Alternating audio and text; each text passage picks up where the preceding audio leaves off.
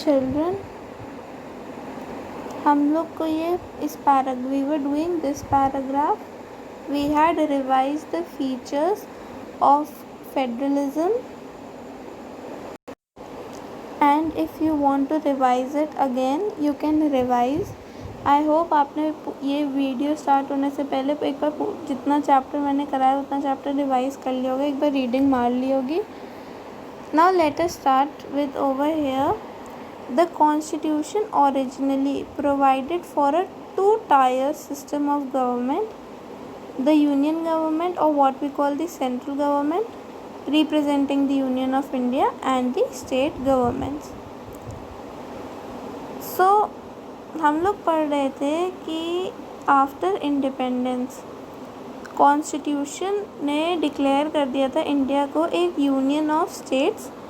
उसमें word federation तो नहीं आया था, बट इंडियन यूनियन में सारे प्रिंसिपल्स लगे थे फेडरलिज्म के।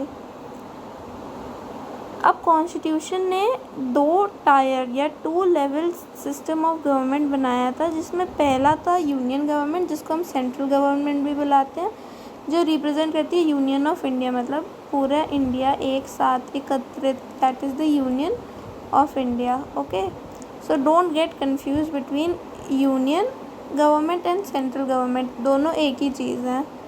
Okay, and the second is the state government. Okay, so if I ask what is the difference, मतलब what is union government, so union government क्या है? यूनियन गवर्नमेंट कुछ और नहीं बल्कि सेंट्रल गवर्नमेंट ही है। सो पहले प्रपोज करा गया था कि 2 टायर सिस्टम ऑफ गवर्नमेंट होगा, एक होगा सेंट्रल गवर्नमेंट और दूसरा होगा state government, but later on a third tier of federalism was added in the form of panchayats and municipalities. Later बाद में एक थर्ड टायर फेडरलिज्म का जोड़ा गया, जो किसके फॉर्म में था? पंचायत्स और म्यूनिसिपैलिटीज़ के फॉर्म में था। As in any federation these different tiers enjoy separate jurisdiction. अब जैसे कि हर फेडरेशन में होता है, हर लेवल ऑफ गवर्नमेंट, हर डिफरेंट टायर ऑफ गवर्नमेंट अपना सेपरेट जुरिस्डिक्शन एंजॉय करता है। The constitution clearly provided a 3-fold distribution of legislative powers between the union and the state governments. अब कॉन्स्टिट्यूशन ने क्लियरली प्रोवाइड कर दिया था कि कैसे लेजिस्लेटिव पावर्स डिस्ट्रीब्यूट होंगी between these 3 levels of government, जिसमें यूनियन और स्टेट गवर्नमेंट्स का जो मेन पावर है, because municipalities are local and panchayat जो गांव वगैरह में होते हैं, but if you see the central and the state governments, ये और थोड़े से बड़े लेवल पर आती हैं।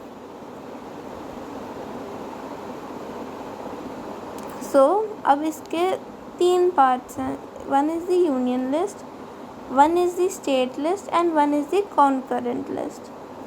सो सबसे पहले हम यूनियन लिस्ट के बारे में बात करते हैं। What is the union list? Union list includes subjects of national importance such as defence of the country, foreign affairs, banking, communications and currency. अब यूनियन लिस्ट जो यूनियन गवर्नमेंट है उसमें क्या कौन कौन से सब्जेक्ट्स हैं? उसमें सब्जेक्ट्स इंक्लूड होते हैं ऑफ नेशनल इम्पोर्टेंस के, ठीक है, नेशनल इम्पोर्टेंस जैसे कि defence of the country, foreign affairs, banking, communications, currency. ये ऐसी टर्म्स है जो मेरे को एक्सप्लेन करने की नीड नहीं है, ऑल ऑफ यू नो कि फॉरेन अफेयर्स क्या होते हैं, बैंकिंग क्या होती है, डिफेंस क्या है। Now they are included in this list because we need a uniform policy on these matters throughout the country. अच्छा, if I ask ये यूनियन लिस्ट में ये सारे चीज़ें क्यों हैं? अब डिफेंस ऑफ द कंट्री आप स्टेट को क्यों नहीं दे सकते थे?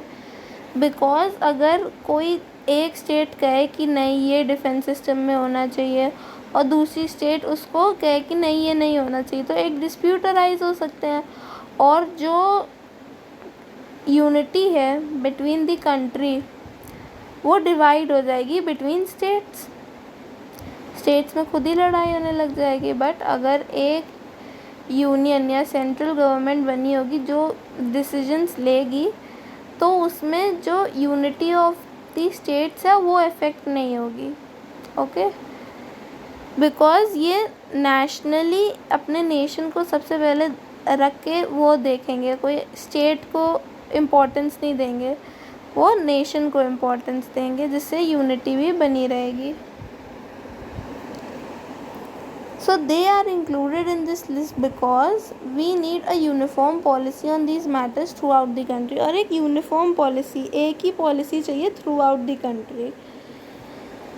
The union government alone can make laws relating to subjects mentioned in the union list। अब इन matters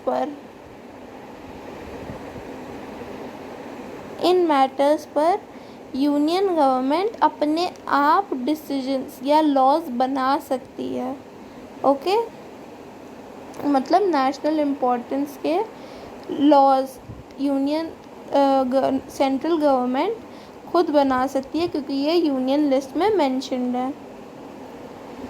now coming to state list. State list contains subjects of state and local importance such as police, trade, commerce, agriculture and irrigation. क्योंकि ये हर state का अलग होती है, हर state की police अलग होती है, हर स्टेट की कॉमर्स अलग होती है, मतलब कौन सी इकोनॉमी वगैरह, agriculture and everything.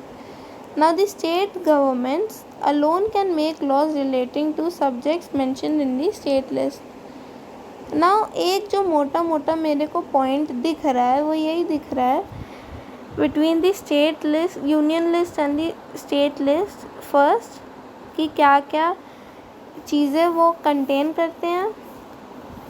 Okay, then second point कि they can make laws relating to subjects in the union list. और स्टेट लॉज में आप ये जो मेंशन करेंगे कि स्टेट लॉज में सब्जेक्ट्स कौन कौन से मेंशन होते हैं, then the second point will be कि it can make laws relating to subjects mentioned in the state list. तो now we see there are 2 points of each. 2 point union list के भी हैं, 2 पॉइंट स्टेट लिस्ट के भी हैं। पहला point है कि उसमें सब्जेक्ट्स कौन कौन से इंक्लूड होते हैं दोनों के, ठीक है। सेकेंड पॉइंट होगा कि that it can make laws, it alone can make laws relating to subjects mentioned in this list and that list. Okay, so if I ask the difference between union list and state list, there should be no confusion। Now coming to concurrent list. The concurrent list includes subjects of common interest to both the union government as well as the state governments।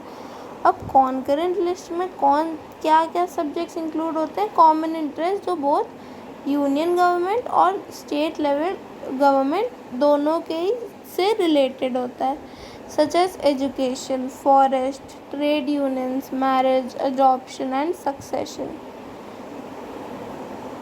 Both the union as well as the state governments can make laws on the subjects mentioned in the list।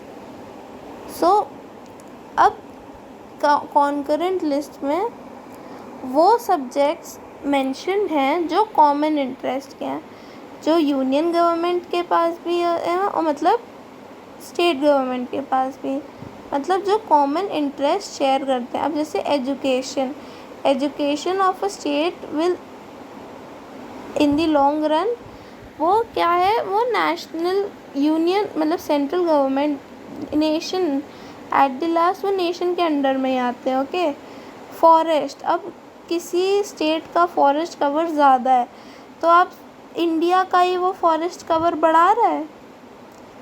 And adoption and succession, ये सब ऐसी चीज़ें जो nation wide होनी चाहिए। Okay, पूरे nation में एक जैसी होनी चाहिए। और मतलब कई ऐसी चीज़ें हैं जो डिफ़र करती हैं बोथ स्टेट्स या उसमें किसी भी स्टेट्स में। तो बेसिकली जो चीज़ें कॉमन इंटरेस्ट की हैं सेंट्रल और स्टेट में, तो उनको कॉन्करेंट लिस्ट में रख दिया गया है। सो बोथ द यूनियन, अब कॉन्करेंट लिस्ट में कौन लॉज बना सकता है? यूनियन भी बना सकती है और स्टेट भी बना सकती है।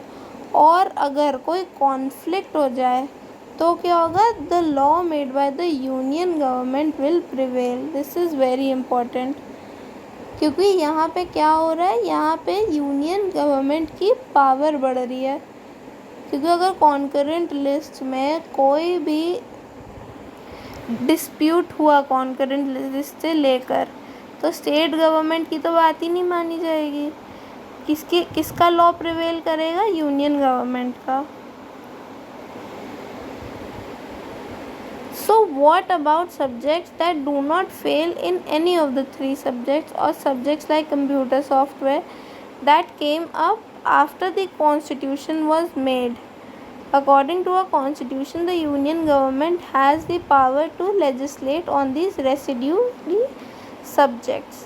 अब हमारी कॉन्स्टिट्यूशन तो बहुत पहले बनाई गई थी, अब उस समय तो कंप्यूटर सॉफ्टवेयर जैसी चीज़ें थी नहीं।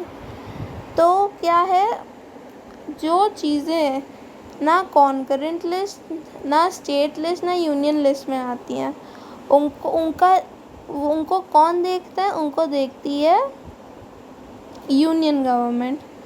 अब फिर से एक बार और यूनियन गवर्नमेंट की पावर बढ़ रही है, क्योंकि उसके पास कौन से सब्जेक्ट्स हैं, रेसिड्यूरी सब्जेक्ट्स भी हैं। अब अगर apart from the union list देखा जाए, तो यूनियन गवर्नमेंट के पास कौन कौन सी पावर्स एक्स्ट्रा हैं। पहली है ये, just a second, first is this and the second is this, okay. क्योंकि उसके पास residuary, it has the power to legislate on these residuary subjects. और रेसिड्यूरी सब्जेक्ट्स को भी आपको मेंशन करना पड़ेगा, जो किसी भी लिस्ट में नहीं आते हैं। That subjects who do not fall in any category of the three list are called residuary subjects. अगर आप सेकंड पॉइंट मेंशन कर रहे हो, तो आपको ये मेंशन करना पड़ेगा, subjects that do not fall in any of the three list. No question mark, what about, ये सब नहीं लिखना है, ठीक है। बस यही लिखना है, subjects that do not fall in any of the three lists are called residuary subjects.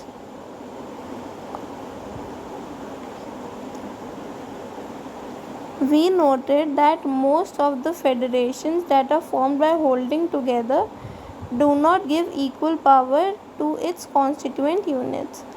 अब जो holding together जैसे हमारी कंट्री है, okay, we have read over here, ये holding together। सो होल्डिंग टुगेदर फेडरेशंस में हमने क्या निकाला, हमने ये रिज़ल्ट निकाला कि इक्वल पावर नहीं है बिटवीन इट्स कॉन्स्टिट्यूएंट यूनिट्स। अभी हमने देखा कि दो पावर्स एक्स्ट्रा हैं सेंट्रल गवर्नमेंट के पास, तो दस all states in the union Indian unit do not have identical powers. तो सारी स्टेट्स के पास इंडियन यूनियन में आइडेंटिकल पावर नहीं है ना। ये तो चलो बात हो गई उसकी। I have not given a pause, you might get confused. So अभी हमने देखा कि यूनियन गवर्नमेंट के पास ज़्यादा है। वैसे तो अब ये हटा दिया गया है, बट ये आपको एग्जाम्पल पे सिर्फ समझने के लिए, okay. This is only for understanding because the special status has been removed. ये PDF अपडेट नहीं हुई है, बस इसी वजह से ये है, नहीं तो इसमें ये था भी नहीं। It's deleted, I will delete this, you also have to delete, okay. जितना भी मैंने रेड से मार्क करा है, you have to delete that. It has been deleted from the syllabus, but इस PDF में डिलीट नहीं हुआ है। बट फॉर एन एग्ज़ाम्पल मैं आपको एक्सप्लेन कर देती हूँ कि सारी स्टेट्स को आइडेंटिकल पावर्स नहीं मिली थी, बल्कि ये भी डिलीट का, यही सेंटेंस भी डिलीट होने वाला होगा। तो मैं एक्सप्लेन कर देती हूँ एक बार, बिकॉज यू शुड नो कि ऐसा क्यों करा गया था। बिकॉज जम्मू एंड कश्मीर को पहले एक स्पेशल स्टेटस दिया हुआ था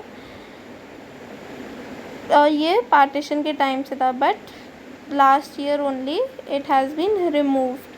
सो जब रिमूव कर दिया गया, so we have no point in studying all this. So please, if you also have this in your books, please kindly delete it. Okay, now we will do till here only. We have done just that कि equal powers नहीं है between the central and the state governments because of these 2 points. Okay, so the first question is what is the difference between union and stateless. जैसे मैंने explain करा वैसे ही answer चाहिए मेरे को in 2 points. Then write a short note on concurrent list. Then these are 2 questions. Now the third question is how is central government superior in power than state governments. इसमें ये 2 points आएंगे. Okay, I am repeating it again. The question, how is the central government superior in power to the state governments. और उसके ये 2 points हैं. Okay, and we will start with the next in the next video. I hope it's clear. नहीं है तो you can ask any of your doubts. Okay.